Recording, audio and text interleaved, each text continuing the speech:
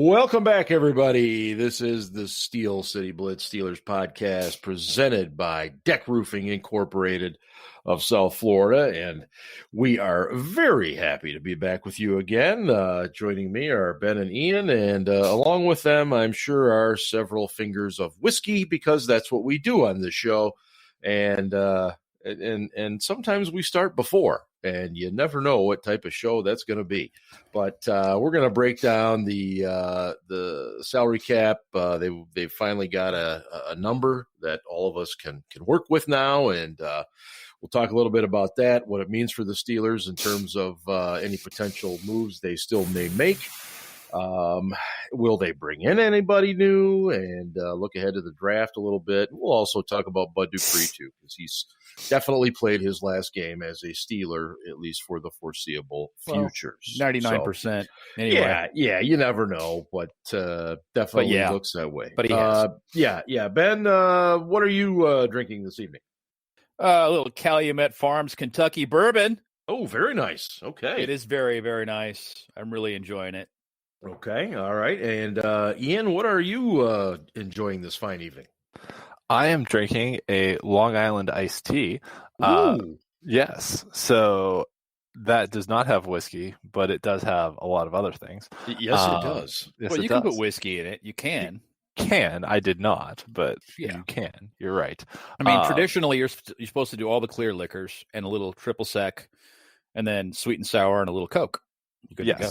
Yes. So I did rum and vodka and tequila and triple sec, and I did not have any gin, so I did not use gin. But little known fact about Long Island iced teas, because I used to sling drinks for a living many years ago.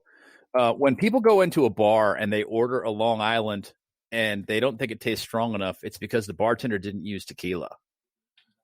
Really?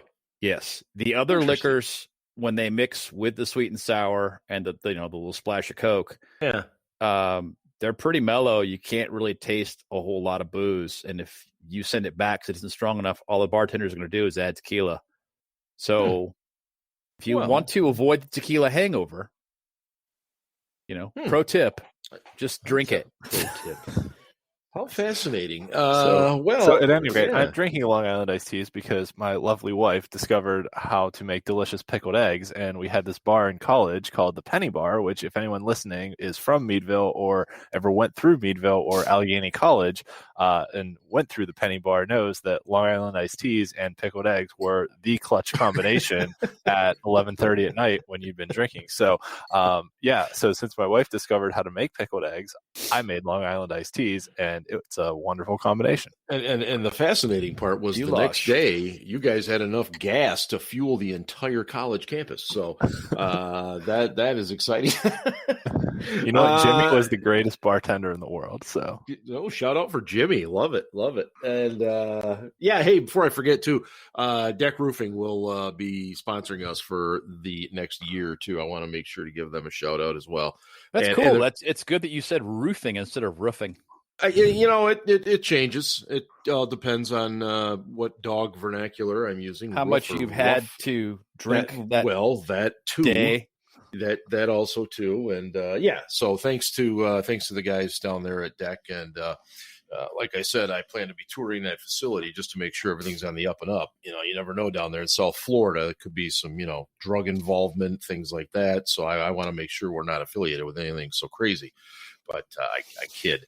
All right. So this week, guys, the NFL established the salary cap at $182.5 million. That is, of course, a lot less than it was last year, and we don't need to get into why, because the pandemic, and it's also a lot more than it was supposed to be. Absolutely. Most of the folks thought we were looking at 175, and we got it up to that 182. And look, look, it's real simple. If you can't toot your own horn, then whose can you toot? And you guys have been on this, between 180 and 185 for a long time. And that's why I think we do a really damn good job of covering the Steelers, because we talk to people and we pay attention, and sure as shit, it comes in at 182.5. So, Ben, what does this mean for the Steelers? Obviously, we know the moves they've worked with Ben. Marquise retires. They did restructure Derek Watt this week just before the cap announcement was made. So what are we looking at here if I'm the Steelers? Well, there seems to be some disagreement within the salary cap community as to where exactly the Steelers are. ESPN has them about $3 million under $3 million in space. Over the cap has them at $6.1 million. Spotrac has them at a similar number, but I'm really not all impressed with Spotrac. I have them at about $3.2 million. I haven't asked Ian Whetstone where he's got them, but he runs his own spreadsheet too. Anyway, they've got a little bit of space, but they need to create some more in order to both sign their draft class, sign their free agents, of which they have 19, and have enough operating cash to operate during the course of the season. And they like to have between $3 and $5 million during the year to sign players if they need to. Right. Because, injury replacements and whatnot. Yep. So they got some work to do. But things are a lot better than it looked like they were going to be. And that largely has to do with the fact that the cap came in $7.5 million higher than what was budgeted. And so they've done a pretty good job of doing what they needed to do. Cam Hayward's already been restructured. Stephon Tuitt could be. Derek Watt has been restructured now. $880,000 there. Yeah, I mean, but that's almost $1 million. $880,000 is, effectively, that's quite a little bit of cap space when you consider the fact that signing most guys to a minimum salary contract eats about $110,000 to $150,000 in cap space after displacement.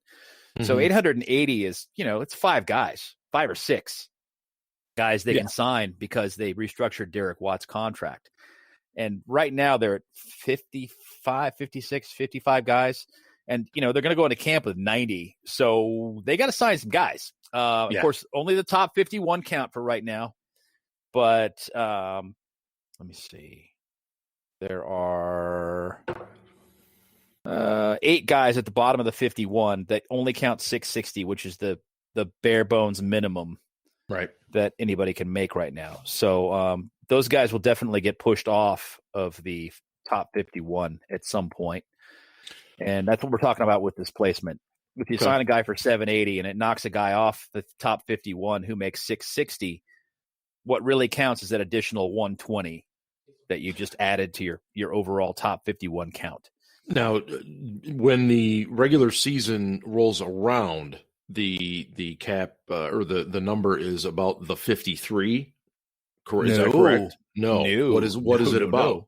It's about the 53. It's about anybody you have on injured reserve. Okay. Plus the practice squad. It's everybody who's getting the paycheck this year, whatever their cap number is, that counts. That counts. Okay. So it goes beyond that where we are now. Yeah, just the top 51 rule only counts until like the first week of the season, basically. I think so. And Monday before camp. Yeah, when they end a training camp, when they cut the roster to 53. Yeah. The following Monday. Yeah. Yeah. So, Ian, you guys mentioned Derek Watt a little bit and what they did with him. They, we had a little bit of fun last week because just hours before we recorded last week, J.C. Hassenauer had come back, for a year, which was completely expected. And on an exclusive rights free agent deal. And let's not forget, they signed 2 more exclusive rights free agents this week. Thankfully, they signed Marcus Allen to his exclusive rights deal on Tuesday. So we had plenty of time to prepare to talk about that on the podcast. And just today, they signed Ray Mcleod to his exclusive rights free agent deal as well. I like Ray. I'm a fan. I like him too. I do too. He was our best returner that we've had in a few years. And honestly, in Matt Canada's offense, now that Canada has more control over it, I think he takes it. If they don't draft a true slot receiver, I think McLeod might see more offensive snaps this season than he did last year. I mean, because they did use him in some of those jet sweep actions. Yes. And when in the Philadelphia game was a perfect example that early in the game, they were faking it to him and Philly wasn't biting. So like, they're not going to hand it off to Ray Mcleod. What are they doing? And then they handed it off to him like 2 or 3 times. And one of them, he busted for like 50 yards. And then all of a sudden Philly had to start respecting that action. And Connor suddenly had room up the middle where he hadn't had room up the middle previously, because all of a sudden the defensive ends can't just crash the inside. They had to, at least respect the jet motion action. And the linebackers had to at least read their keys and couldn't just, crash the A gap or the B gap. And so it freed up a lot of stuff for the running game just by, handing it to him a few times. And that's what those plays can do. Those jet sweep plays don't always bust off those 40-yard runs. Usually I think of them that anything over 4 yards is a pretty good run on those. Sure. But if you get a long play, great, awesome. But anything over 4 yards, the defense all of a sudden has to at least respect that you're going to potentially hand it off to that guy, and he's not just going in motion just for show. So if they don't draft or pick up in undrafted free agency a slot wide receiver, a guy that has run a lot of motion stuff, and there's a handful of guys in this draft that can do that because they did it in college. But if they don't, I think McLeod does take on a bigger role in the offense this year. Yeah, I like anyway. him. I like him too. Just for the record, I don't know that he's a guy you want to depend on long term as a slot guy, but I like what he did last year. I thought they got away from him a little bit too much, but that's a whole other story. Ben, go ahead. I think he plays a bigger role this year, regardless, because of the type of offense that Canada runs. Where he's running a lot of misdirection, a lot of wide sweeps. He's trying to get the defense to respect the outside so he can run plays on the inside. And Ray fits that as well. I agree with what Ian said before. He's the best returner we've had in a while. And I keep hoping he's going to break one. I keep waiting for it to happen, and I think it will. I think Deontay Johnson's turn as a punt returner is probably done for good, but I'm sure he'll take some practice snaps this year regardless. Yeah, for sure. I mean, all things being equal, I think Ray's your guy and Deontay's your backup, your guy in reserve. Unless they add somebody, but we don't know that yet. The other guy was added this week, or not added, but kept around, was Marcus Allen. And no relation to the Hall of Fame Marcus Allen. We have obviously have not been real big on Marcus Allen since they drafted him 5th round a couple years ago out of Penn State. I almost kind of find him to be a tweener now. They had to use him at linebacker a little bit last year. To me, he's too big and too slow to be a safety, and he's not big enough to be a linebacker. Ian, is that at all accurate, or am I up the wrong tree? That's definitely accurate. Yes. He was always better as an in the box safety. But there's a difference also between an in the box safety and an inside linebacker, and they're trying to make him into kind of what a Deion Buchanan was in Arizona. He's not that good. He's not that rangy. He can cover slow guys in small spaces. He cannot cover fast guys in large spaces. That makes sense. Ben, I know you've been a long fan of his too. No. Yeah. I hope he's successful because absolutely. Obviously I love the Steelers, and I want him to be a successful Steeler, and if he is successful, it benefits me because of that. But I don't think he's a good safety, and he's too small to play linebacker, even on early downs. Like second down, obvious passing situations, I wouldn't like him in there. And he's talking about trying to gain weight, which I think is going to make him even slower, less athletic. Right. So I don't really think this ends well. I know a lot of people are rooting for him, and that's great. Oh, sure. Good for you guys. But this is one more of those things that you can't just speak it into existence. You can't just keep saying the same thing over and over and over again and then hoping it's going to come true. I don't know how he solves his lack of athleticism in the short area if he puts on weight. Couldn't agree more. Yeah, that's exactly my concern. More weight, less speed, and less weight, less bulk. I mean, he's a tweener. That's what he just seems like to me. So I want to have a little fun here, guys. I'm just gonna, and I'll start with Ian. I'm just gonna throw you a name, Ian, and you just tell me what you think his short-term future holds here. Okay, and the first one I'm gonna throw you is Vince Williams. What do you think his short-term future is with the Steelers? I think he plays this year on the last year of his contract, and that's probably it. Okay, Ben, on Vince Williams? I agree. I mean, if Vince, I've been trying to find out. I know what it's the hard. Story is with Vince for the past, I don't know, 2 weeks. Because there are a lot of rumors he could be cut, they need space, blah blah blah. Looking at that, they could create about $4 million. Yeah, so. $4 million in space if they cut him. And Robert Spillane is a lot cheaper option. I don't think he's necessarily a better option. A lot of people disagree with me. I don't think that's the case. I think Vince is a very smart player. I think Spillane is pretty smart too. Yeah. Yep. I don't think you can have too many of those guys. As well, I think Tomlin trusts him to be a guy who can call the defense if they need him to, and there's some value in that as well. So what I hope happens is that he plays this year and that they look at next year and, maybe he comes back on a less expensive deal. Because he's not going to have a big market for his services. No.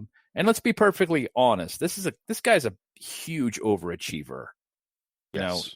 He's entering his 10th season, and is it his 10th?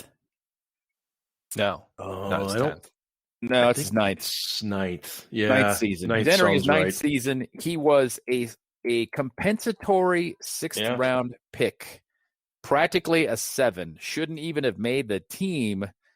Not only did he make the team, he started some games as a rookie. He did, obviously due to injury, but started some games as a rookie and, performed okay and did enough to hang around for another 7 years after the fact. And now he's going into his 9th year. So, okay, this guy, he's a success story and you want to root for that kind of a guy, an underdog. He's not the best athlete on the team, but he's a guy. As a fan, he's a guy you want around. And let's be honest about something here too. Is Vince Williams in the 1980s would have been a Hall of Fame player at linebacker because that dude is a thumper. He runs downhill and he just pounds guys. I mean, he's got over 20 sacks as an inside linebacker. He's good at the sack. Yeah, he's an excellent blitzer. He can run that. He's good at the cross blitz. A-gap cross blitz, exactly. As good as anyone we've had since Ferrier was here. And maybe, Timmons too. Ferrier and Timmons ran that really well together. But he's done really well for himself. He tends not to overrun the quarterback when he makes that blitz. You see guys overrun the quarterback and the quarterback just duck and get under it. Vince comes to a point of balance before he makes the hit. He doesn't go for the big hit. And that's one of the things I really like about him is his tackling ability. He's as sure a tackler as we have on that defense. And it's because he's careful. He's not always going for the big hit. He's not trying to make a highlight reel. He's trying to stop the guy. Yeah, I think that's a great point. If he gets into the backfield on those blitzes, the quarterback usually goes down. There's not too many instances you remember him missing. Okay, so Ben, I'm gonna throw this name to you first. And again, we're thinking, what do the Steelers do with him here? Joe Hayden. Well, I'd heard I don't know, about a month ago that Hayden was not going to get an extension. Mm-hmm. I don't think they're going to cut him. He's got a cap figure of about $16 million, but when you look at what's behind him, the picture's not great. So I think they wait and see what the draft brings, whether or not there's an opportunity to add a corner in free agency, and then they make a decision. And I don't think they're going to cut him. I think the options are either leave his contract as is, with a $15.6 million cap hit, or you extend him and lower his cap number that way. He's got a $7 million salary this year, $7 million in total comp. And that's the figure you can play with to try and lower that cap number a little bit. So they could probably very easily, with a 2-year extension, shave about $5 million off that cap number. And that gives them some, a sizable amount of operating space. Go ahead. Go ahead. Well, I was just going to, flip it over to Ian. Ian, what's your take on Hayden? Yeah, I think he's definitely here this year. Hayden is a guy maybe in that kind of Ben category that if they wanted to keep him for this year but pay him what he's due, they could consider using the voidable years, on an extension like they did with Ben. I don't know if you have to sign him to a legit extension. They could use, voidable years, which we talked a lot about last week. So if anyone listening didn't hear the podcast last week, go back and listen to last week's podcast where we talked about voidable years. The Steelers have never done it before. This is precedent setting for us, all that stuff. But Hayden's a guy who's nearing the end of his career. He's over 30, which is typically when cornerbacks start to slow down. And you could tell last year he'd started to lose a step a little bit. So if they wanted to keep him this year but needed cap relief and still wanted to pay him what it was due, they could do the voidable years thing, which is essentially the same as just keeping him for this year. Yeah, and real quick too, and Ian, I think you did an article maybe on this at one point, but the fact that the Steelers drafting corners in the first round, I mean, we know Artie Burns, we know, I think it went all the way back to Chad Scott prior to that. Yeah. But really, overall in the NFL, you're almost better off picking up a corner through a trade or free agency, aren't you, than the draft right now? That's correct. I did that article last year. I can repost it again this year. But basically, the conclusion was that for the really elite corners, I looked at like guys who made the Pro Bowl and All Pro teams. That they were either guys who were drafted in the top half of the first round that stayed with their teams. Your Patrick Petersons, your Jalen Ramseys, things like that. Guys that were elite guys coming out. So it was either guys who were, I guess Jalen Ramsey's bounced around a little bit because he's an asshole. But your Patrick Peterson who stayed with the same team for years. So it's either a guy who was drafted very high and stayed with the same team, or it was guys who were signed on the free agent market. So corner is one of those positions where unless you can get those truly elite guys coming out of college, you're better off signing someone because it's hard to draft and develop corners. Corner is a very difficult position to draft and develop. So you're better off signing someone in free agency because actually for corner, the best years of their career tend to be like the mid to late 20s after they've been in the league for a little while before they hit 30, but that, second contract type years.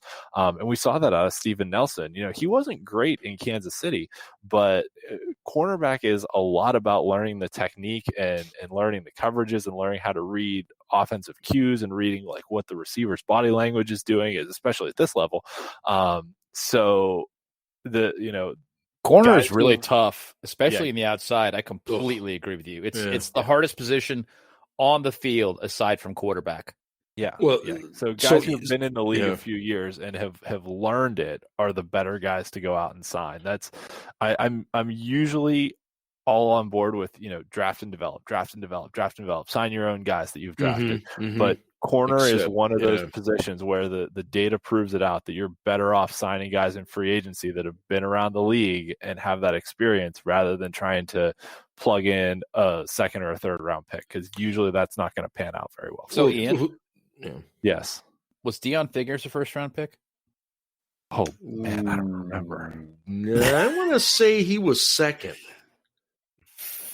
Man, that goes back. He was the first round pick in '93. Yeah, was he really first overall. round? Yeah, damn. Yeah. Okay. Got shot in the knee, and was he? Yeah. He wasn't the guy who kicked the guy in the head in that Kansas City playoff game, was he?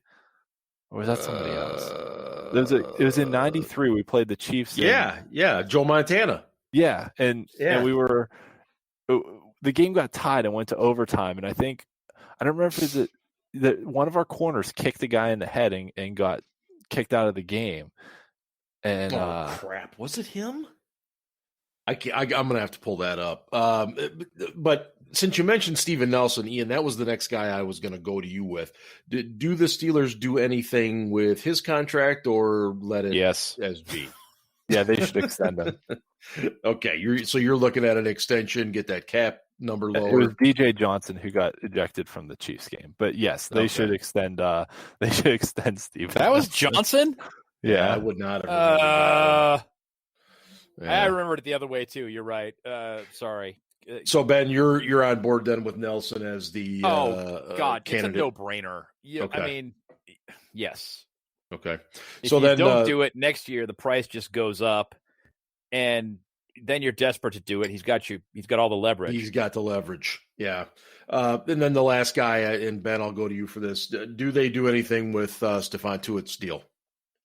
Yeah, they're going to restructure him. They don't have a choice. They literally do not have a choice. They've got to create some space. Doing a Tuitt restructure, doing a Bosworth restructure. Those are the last two. Excuse me, Boswell. Bozzy. Boz. Those are the last two contracts that they can restructure and gain any kind of space. So they got to do it. And then, you got a handful of other guys you can extend and create space. Mm-hmm. And I would expect, TJ Watt, for example, has a $10 million cap hit. I would expect him to get a massive extension where he becomes the highest paid defender in the NFL, for example. Yeah. Yes, I would agree with that. I think the Watt extension may be a training camp type deal that frees up, maybe $3 million in space to give you operating room during the season. If that. Yeah. And TJ's upset about that. Maggie. That would be Maggie. That would be Little Miss Margaret. Hey, it's a good time to do the commercial advertisement. This is the Steel City Blitz Steelers Podcast, presented by DEK Roofing Incorporated, serving Broward and the Southern Palm Beach counties. Whether it's commercial, residential, multifamily, or condos, contact DEK Roofing today by visiting dekroofing.com. Ben, I think Ian is on baby to bed patrol here for a minute. So I think you should call her Peggy anyway. I think that's a great name. I'm not kidding. I think it's awesome. Yeah, and a lot of Margarets go by Peggy. Like Agent Carter. I believe she was Peggy. Was she? Yes, in Captain America. Right on. Well, big fan. So what are we doing next? What? Next? Oh, I got sidetracked by Agent Carter. So Bud Dupree, he's played his last game as a Steeler. Likely, more than likely. I mean, it could be a situation. situation. I told a lot of people that over the past, 2-3 days, and you think that I was shitting on their scrambled eggs by telling them the truth. Well, I'm sorry, guys. He ain't coming back. No. And I don't blame him, and I'm not mad at him. No, I'm not either. No. The guy has absolutely busted his ever-loving ass, made all of his doubters, including me, eat crow. Yep. With his performance of the past 2 seasons. He's really come into his own, and he's going to get paid. Oh, is he going to get paid? And the Steelers don't have the room. They just can't. I'm sure they'd love to keep him, but they can't do it. And this whole well, the Steelers want to talk to him and see what he finds on the open market. Yeah, you know what he's going to find on the open market? $17 to $18 million a year on a multi-year deal. The Steelers cannot even come close to affording to match that. I don't understand why people can't come to terms with this. Well, but it just isn't going to happen, guys. Yeah. I mean, there's that slim, less than 1% chance, but I don't play those kinds of odds. And if you want to try and convince yourself that's going to be a possibility, go right ahead. But again, this is not something you can speak into existence. You can't just keep repeating the same thing over and over and over again and expect it to happen. It doesn't work that way.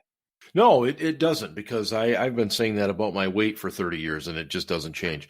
Look, I think there's a base of fans that are so, they're just so loyal. They're so loving of the Steelers and players and whatnot, but they don't understand the salary cap. And I'm not saying I do, but I think there is a faction of the fan base that just doesn't grasp that, and they just think, oh, it's okay, we can sign it. It's okay. We're seeing the same thing with Juju too. There's a segment out there that just thinks, oh, he'll stay here because he'll take a discount. Look, like you said, there's the 1% chance maybe he does. But there's a better chance than that with Juju, but I put it at about 5 or 6%. It's not much better. No, it's not. They could sign either one of those guys to a deal, one of them to a deal, right, that has a lower cap hit this year and then has a monstrous cap hit next year. Yeah, they could do it. But it isn't going to happen, guys. No, it just isn't. That's just cap economics. They're not. The other side of this that people aren't looking at is the Steelers are not going to devote $48 million a year to just the 2 edge spots. Mm-hmm. That's too big a percentage of your cap. Monstrous. It's just too big of a percentage. Too much of a portion of your total cap going to those 2 spots just doesn't make good sense from a business standpoint. Okay? Yep. The other side of it is, with Juju, unfortunately, you'd like to keep good ascending young talent, and I have gone on record. I don't think Juju has even hit his peak yet. I think he's going to get better. Mm-hmm. And you want to keep guys like that. He's only 24. He's coming into his own. This is a guy you want to re-sign.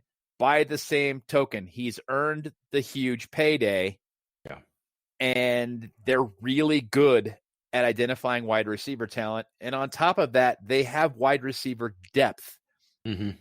They've got 3 more guys that are a hell of a lot better than respectable, that are still on the team, that are still signed.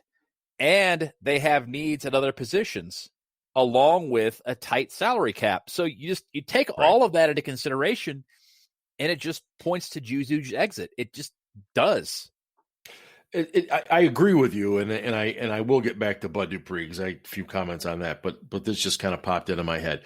You mentioned that there could be a possibility where you sign him, and the cap hit this year is not too bad, but next year it's big, right? Could the Steelers do something like that with the expectation? And to me, it's almost like gambling, but with the expectation that there will be some normalcy, the fans will return, and the cap will just explode next year. Is that possible? Well, no. Yeah, I mean, no, the cap's not going to explode next year. I mean, the you have a high end estimate for what the cap could possibly be, and you consider that a new TV deal could factor in. But I mean, all stadiums have a maximum capacity. So even if you're at full 100% capacity for every stadium next year, which you're not going to be because there's places like Cincinnati that exist, and the Steelers don't play there every week. The Bengals do, unfortunately. So they're not going to sell out all the time. Right. But even if you had 100% capacity, you can estimate what those numbers would be, and it's not going to cause a cap explosion. Okay.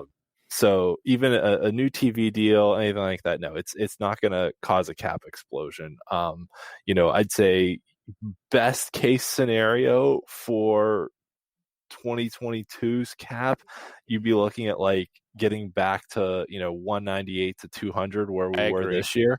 And that's like best possible case scenario, because you never know once we get to the fall. There still may be some capacity restrictions and things that. I'm sure. So it's just one of those you never know kind of deals. So it's going to be an issue for a while, because we've talked about this before, but the $4 billion in revenue that were lost last year, they're going to spread that loss out over the course of 4 seasons.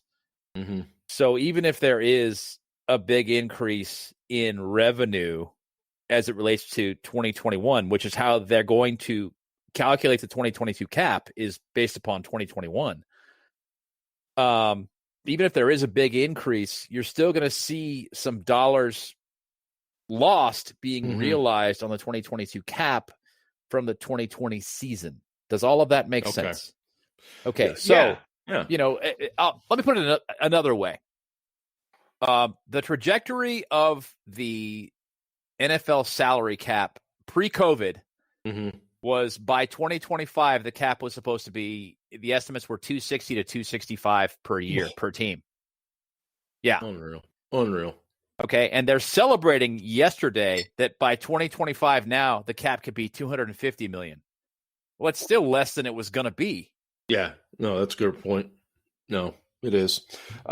Ian, before you jump back on, we were just talking a little bit about Bud Dupree and the fact that, I know from my vantage point, and Ben alluded to it, I was really kind of down on him the first couple of years. I just didn't see a first-round guy. And, to his credit, he completely busted his tail. He worked at his craft, I think, more than anything.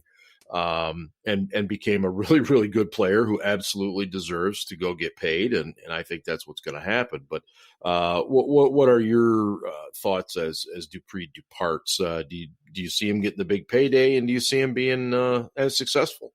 Yeah.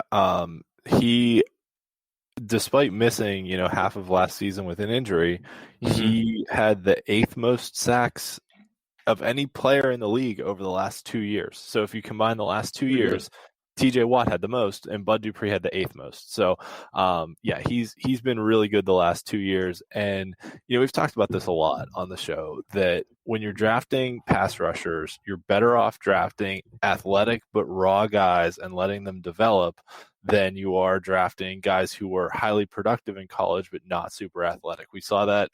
Jarvis Jones versus Bud Dupree is the perfect example. Jones was extremely productive in college and not very athletic, versus Dupree, who I think his best year in college was 5 sacks, 6 sacks, something like that. But he was tested extremely athletically and had that upside and that potential. So you're much better off gambling on athletes that will develop and trying to develop them in the pros, rather than guys like outside linebacker is a weird position. Like, just don't look at college sacks, don't look at college production. That's right. Look at athleticism, and that's your gauge for how they'll be as an NFL player.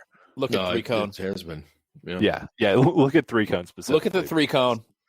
TJ Watt's 3 cone was otherworldly.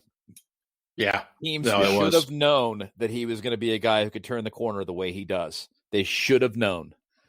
And they let him last until late in the first round, and the Steelers were the beneficiary of that.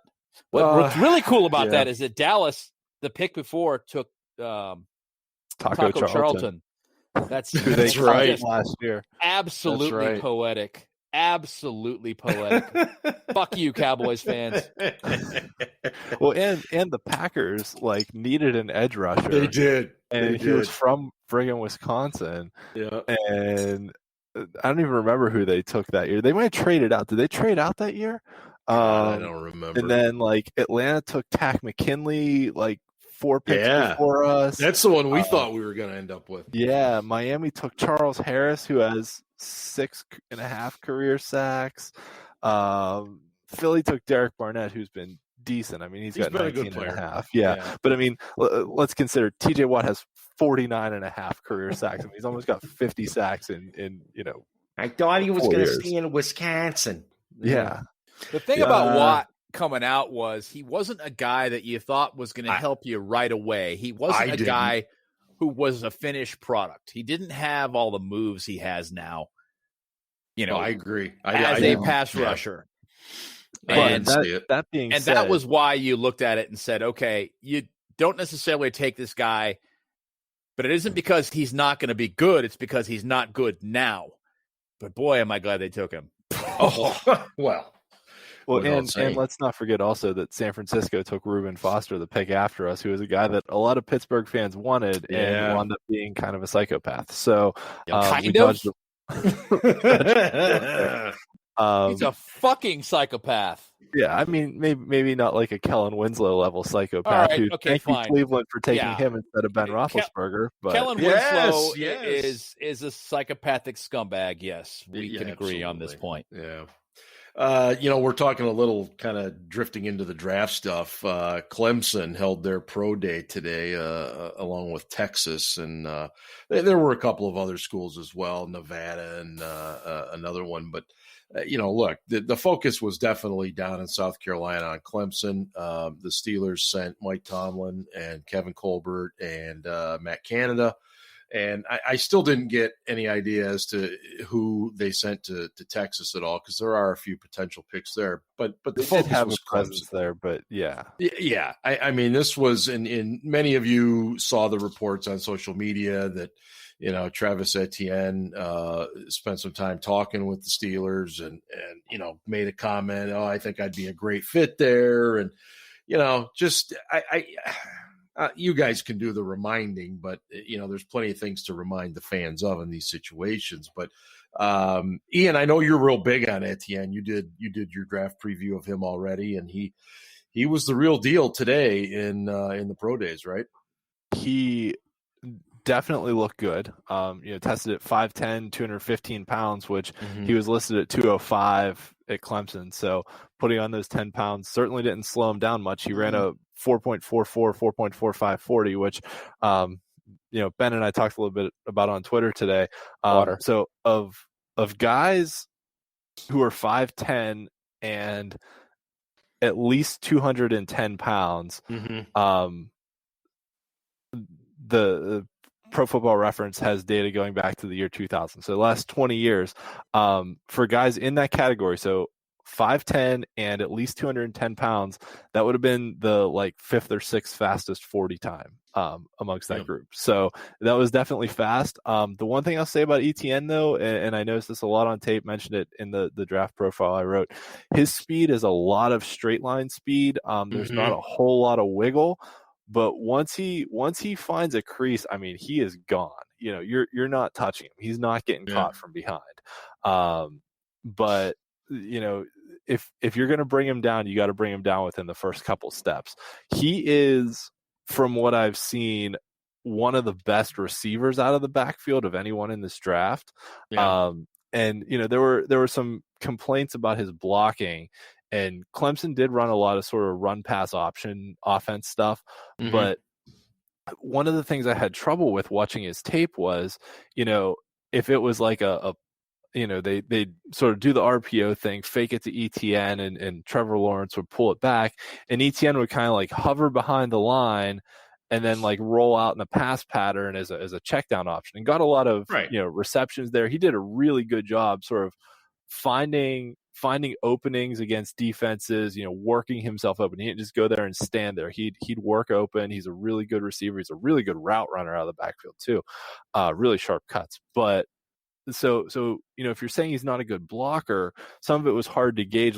What's he actually supposed to do on this play? Is he supposed to take the RPO fake and block somebody, or is he supposed to take the RPO fake and then kind of be the check down option? Because if you're the check down option, you're not supposed to stay in and block. So, some of that was difficult. He does need some work in the blocking department. But it wasn't this guy can't be in on third downs. He's a really darn good receiver. And if you get him in space with the ball, good things can happen. So I think he could do a lot of good things in our offense. I feel about him very similar to how I felt about Stephon Tuitt the year he came out, was that if we took him in the first round, I feel like it might be a little bit of a reach, but in the second round, he would be an absolute steal. So, but he won't be there at 55. No, he won't. No, that's what I was going to say. When we got to it in the middle of the second round, I felt like it was absolute thievery. I was like, we got a guy who was like a top 40 player in this draft in the middle of the second round. I don't think ETN will be there. I think if ETN had come out last year after his junior season, he might have been the first running back off the board. He had some injury issues as a senior, slowed him down a little bit. So, and obviously Najee Harris was Najee Harris. So, I think Harris will probably be the first one off the board. Javonte Williams is a rising prospect. But I'd be surprised if, ETN won't be there in the middle of the second. He might be an early second round pick versus instead of a late first rounder, just because of the value of the running back position. But I mean, he can play. Yeah, he can, and I agree with what Ben said too. He's not going to be there at 55. I think he's going to go in that like 20 to 40 range, somewhere in there. If he gets past that, I'd be probably stunned. About right. But I agree with everything that Ian said about Etienne. I look at people keep saying, how did he run up that fast a 40 when it looked like he was jogging? The reason he runs that fast is his start. He hits his full stride in about 3 steps. Yes, that is absolutely true. Most guys who run track can do, but most contact sport athletes cannot. It takes them longer to accelerate, which is why they run a little bit slower times.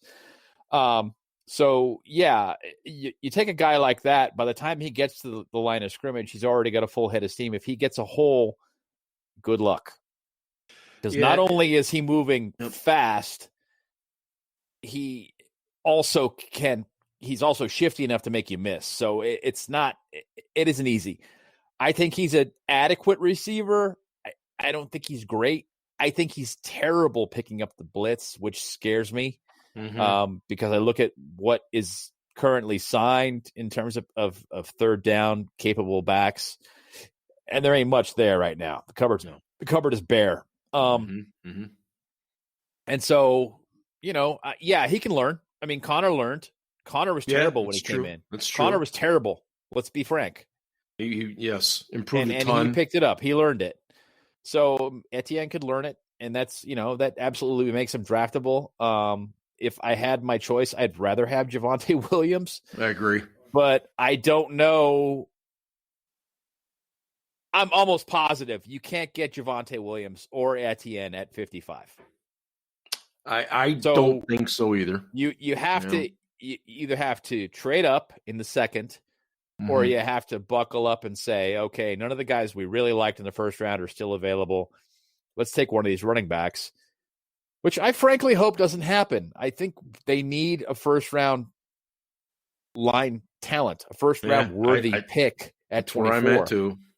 So now, Ben, I do need to ask you, though. You mentioned that Etienne is not so good at pass blocking. Is that something you picked up from watching him, or did you just hear about that? No, I picked it up from watching him, and it's a little scary. Why? Well, Pitt Bayless today said that he heard that Etienne wasn't very good at pass blocking. Oh, yeah, I saw that. A lazy you're supposed to cover the world of sports, and you're just like, well, I heard he's not real good. I heard he's not very good. I mean, I hear things too, but I'm Bayless. not. Yeah. By the way, Mark is referring to Pony. Yeah.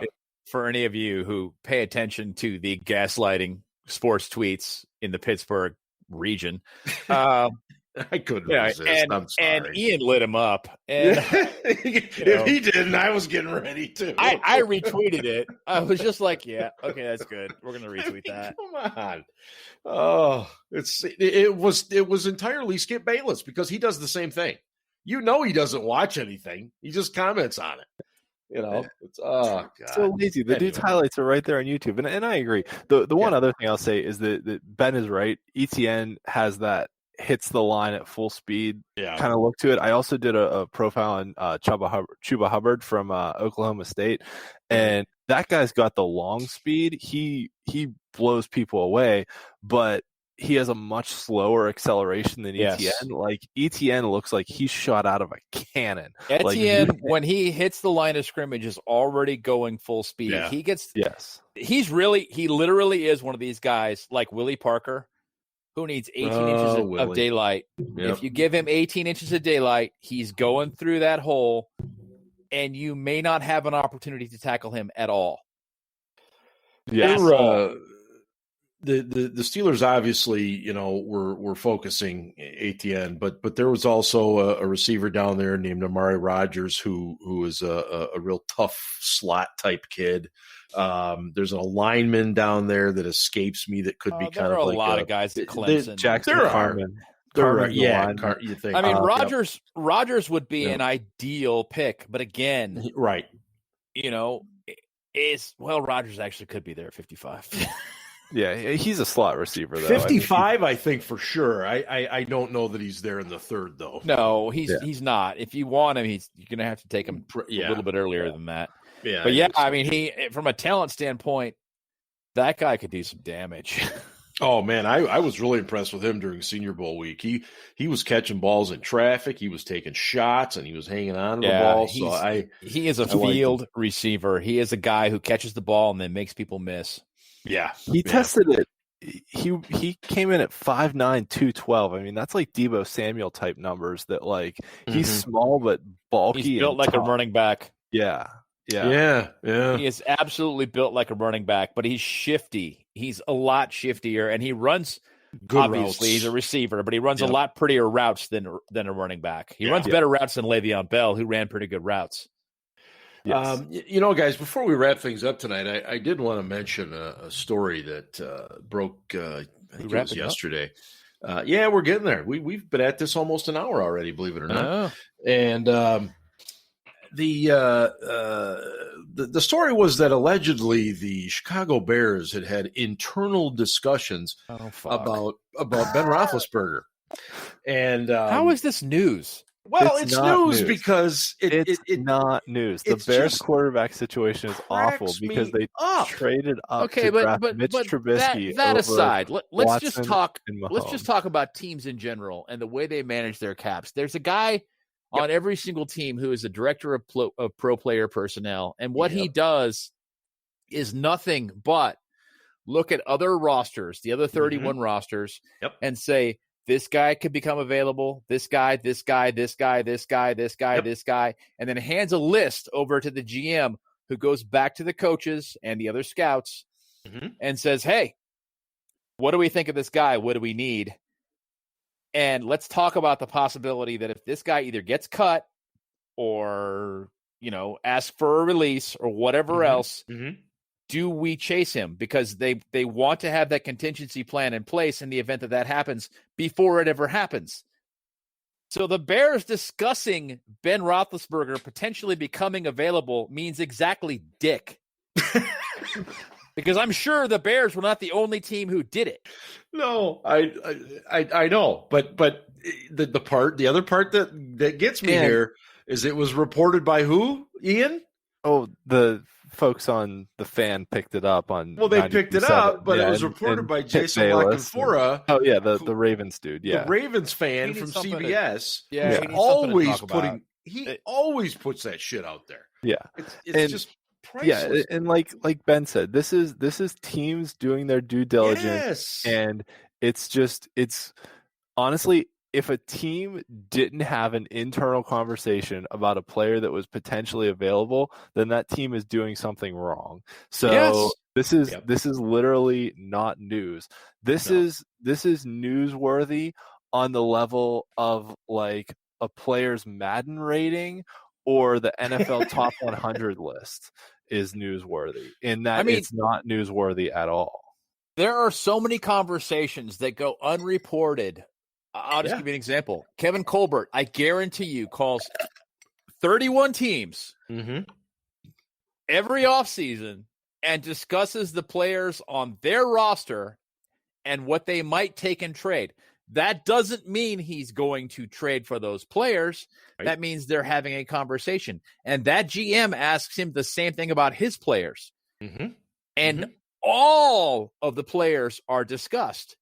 Now, don't get me wrong. If somebody calls and says, "Hey, what do you want for TJ Watt in trade?"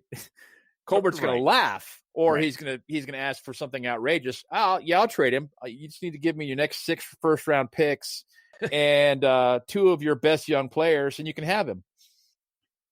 Well, but the point, though, too, is as we've said many, many times on here, in reference to that, is that you always pick up the phone. You never know. You never know. And that was part of the thing, though. They didn't even like talk to the Steelers. The story was they had internal conversations. It's a guy walking down the hallway saying, "Hey, Fred, Roethlisberger could come." Nah. Okay, all right, good. That's what it was. That was the conversation right there. But that became news. And 93.7 picked it up, and oh my God. Oh no, now it's a thing on Twitter where people are saying, if Ben had become a free agent, the Bears were going to sign him. Well, no, that's not even right. They had internal conversations. We don't know what the result of those conversations were. Could it you know what? It probably even took place between 2 guys sitting in the stalls in the bathroom at Soldier Field, for crying out loud. I mean, internal conversation. We are in such a crazy world these days. Guys, next week, when we do this, it'll be the day after St. Patrick's Day, but perhaps more importantly, it'll be the beginning of the new league year, and guys will be signing in different places, and it won't be likely a real big deal for the Steelers because I fully expect, we'll have the legal tampering period, so we probably will already have lost some guys. Well, that's where I was unfortunately including going. Bud Dupree and Juju Smith-Schuster. We'll probably already know the fate of those guys. I'm thinking by then, if we might even know by end of this weekend, with the tampering and stuff getting going on Monday, I think technically. So any parting shots from you gentlemen this evening? I'll let you go first, Ben. I don't know if you have any. I don't know if I don't know. No, I mean I could always throw out the No, I'm not going to do that. Go fuck yourself, Baltimore. No. Well, there you just kidding. Really, I'm really just kidding. I hate the Ravens, but I absolutely respect them as a great competitor to the Steelers. But it's going to be a weird offseason. There's going to be a lot of sadness. Yep. Art Rooney has said this is not a rebuilding season. Rebuilding is not on the cards. Yada yada yada. Blah blah blah. I think the Steelers will field a competitive team next year. Oh, for sure. I think there may be some regression next year. But I'm hopeful that a little more adversity in the middle of the season next year will lead to a better finish. They're due. It kind of felt like the Steelers toward the end of the season kind of felt like they could just show up and beat the Steelers and they would win. And, that obviously wasn't the case. Other teams were elevating their games and the Steelers didn't. And, it showed on the field. I mean, obviously the second half of that Indianapolis game where they came back and they won, we all thought they righted the ship. And they apparently thought they righted the ship because they sat all their starters next week, and then they laid an egg in the playoffs. And that was, that's embarrassing. And I just like to see them do something better than that. I'm with you. Ian, anything on your end? Yeah, sure. So I actually have 2 parting shots here. Oh, whoa, 2. Yeah, I know. Okay. 2. Go for it. Dos acero in the soccer world. As it is. So when the U.S. national team beat Mexico the one year, they started chanting Dos a 0, so like 2-0, because we beat them 2-0 because we like never beat Mexico before. Anyways, so 2 parting shots for me. First is the bloodletting on the cap has already started. Guys are getting cut left and right because, as we've said, the cap went down. A lot of players, a lot of sort of mid-level veteran players without guaranteed money are going to get cut. A lot more are going to get cut over the next, week or so. So, as a caution to fans, the Steelers cannot sign every single player that gets cut. So, just because a player gets cut does not necessarily mean that the Steelers are going to sign him, regardless of whether or not he used to play for us. Or he was from Pittsburgh. Can't they sign whoever they want to a minimum salary 1-year deal and just make them earn it? I mean, technically, yes, but the player has to agree to play for that contract. Oh, wait. You mean the player has to agree to play on the team-friendly deal? Yes. And may not necessarily do it, even though it is the Pittsburgh Steelers, he may not necessarily agree? Correct. So wow. Yeah, so that is earth-shattering. It is, I know. Brace yourself for this. But, there are some guys out there like, say, Jesse James, who would make a decent number 2 tight end at a relatively small salary if we're able to afford him. Now, he's coming off a very large salary in Detroit. He's set financially. Yeah, so, there are some guys who are intriguing, but everyone who gets cut is not going to be able to be signed by the Steelers. We're not going to sign Patrick Peterson and Janoris Jenkins and whoever else to all restock our secondary. Right. So, just keep that in mind. We can't sign everyone.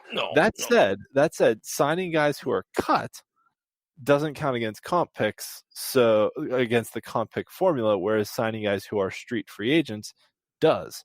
And that leads me to another point that, if Juju signs a big deal, if Bud Dupree signs a big deal, I mean, we could potentially have, 2 third-round comp picks next year, plus additional comp picks if Villanueva signs somewhere, if Connor signs somewhere for a couple $1 million. Like, the potential is there for, 3 or 4 comp picks for us, which, given that this is Ben Roethlisberger's last year, will give us a lot of ammunition in next year's draft if we want to move up to take a quarterback. So this is not the worst situation in the world to be in. That, we've talked a lot about, it pretty much takes 2 first-round picks of the current years and the following years to move up from the mid-20s just to get to from 24 to 12, basically, this year would take this year's first-round pick plus next year's first-round pick. But next year, when we need a quarterback, we'll have 3 third-round picks. And the Steelers in the past have kind of banked on those future comp picks to trade picks. So, we knew we were going to get a third-round pick for Le'Veon Bell, which enabled us to trade a future third to Denver as part of the package that we moved up for Devin Bush. So, we had traded that future third to Denver knowing that we had another third round, or assuming we had another third round comp pick coming. But I mean, Bell's contract was such that it was pretty much a certainty. So, we'll have the ammunition in next year's draft. Yeah, but you can't trade those comp picks until they're actually awarded. So, this year, we couldn't say, we'll trade you 2 third-round picks next year because we don't have 2 third-round picks next year until those comp picks are actually awarded. So, and I just saw that the Chiefs released Eric Fisher, who both of their tackles. Yes. And Mitchell Schwartz. Yeah. So, although, given how Patrick Mahomes had to play in the Super Bowl, I'm not sure releasing offensive linemen was the best move for the Chiefs. Okay, so that was my first point, was we can't sign everybody that gets cut. My second point is, don't overreact to what fans of other teams say. We talked about Jason Lockenfora being a Ravens guy and from Baltimore. There was a thing floating around this evening from a an NFL Network guy who his header profile picture is of the Cleveland Browns, and he is very vehemently pro Browns and from Cleveland, saying that, like, we're in a post Steelers world now. So, the Bengals fans are on their shit again. There was one Bengals fan who I respect, Joe Goodberry, usually has pretty good opinions, saying like Bud Dupree is not a good player. Like, blows my mind. So, and maybe he was trying to say that the Bengals run a 4-3 scheme and Dupree's better as a 3-4. It doesn't fit the scheme, but he blanketly said, I'd rather have a good player than Bud Dupree, which is insane because, as we talked about, Bud Dupree in the last 2 years has had the 8th most sacks in the league. So Dupree is a good player. He's developed into a really good player and will deserve every dollar that he gets in free agency, which will probably be in the $17 million a year range. That said, so don't overreact to what fans of other teams say.